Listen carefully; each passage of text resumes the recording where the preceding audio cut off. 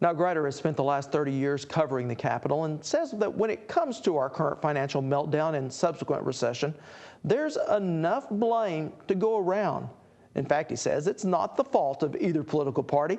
It's the fault of both political parties, thanks to years of collusion with big money backers. And Greider believes we're just at the beginning of a really long, hard passage in which Americans, like it or not, have to adjust to some new realities. Yeah, we can and we will. I don't have any doubt of that. The starting point to understand that is we are a very, very wealthy country. And we've lost a lot of wealth in this catastrophe, and I think we'll lose some more. I mean, financial wealth that just vanished in thin air, right? To tear up the paper, it's not worth anything. And we've lost a productive capacity. Factories close, start up somewhere else. Industries like automobiles and others shaken to the core by their competitive position. All that's absolutely true.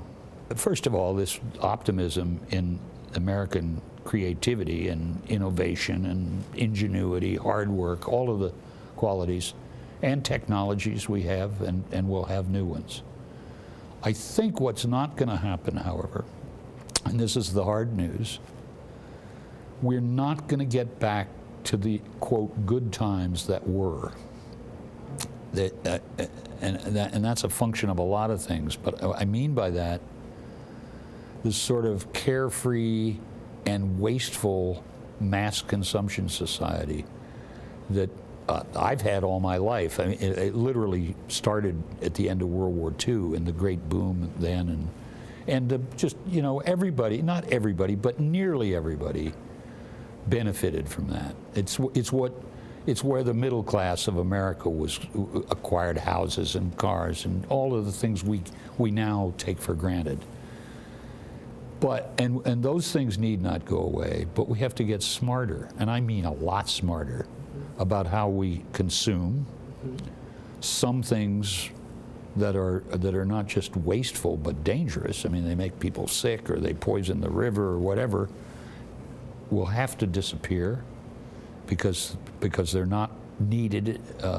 You can't accept that damage, but you can design new products and new production systems which are absolutely committed not to repeating those crimes. And that's when the green movement and green jobs and there are many different expressions of this, but that's where I put my hope. I do think, because we're not going to be the sort of #1 guy who gets to have his way, whatever the situation, as we have been for so many decades, we've got to look at ourselves and ask, and I think people are doing this, what is our society like? Is this it? Or can we somehow change things in ways that make it possible not to get richer necessarily, but for everybody to live larger lives? And I mean better lives. Better in their own terms, you know? I mean, if you go out and talk to working people, and not just on the factory floor, but in the front office, the thing you hear again and again is their stress and insecurity, why they're making maybe a good income, but they don't have time to have dinner with their kids, or they're working a second job. You know that story, all of those. Plus they're worried about the environment, or they're worried about the moral values of the country, among other things. And so there's a stress in American life now which doesn't match the fact that we're so rich. Now we're getting hammered by financial catastrophe, and standards of living are going to fall for a lot of Americans, maybe most Americans.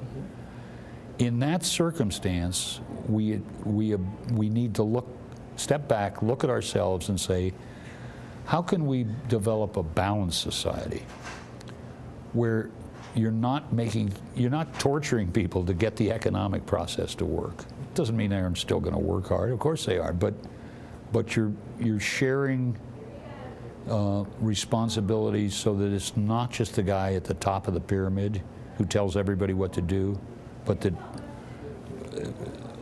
workers, investors, communities, everybody gets a voice in that discussion and can participate. I mean, these are all reforms which people have talked about, and some have been achieved for years.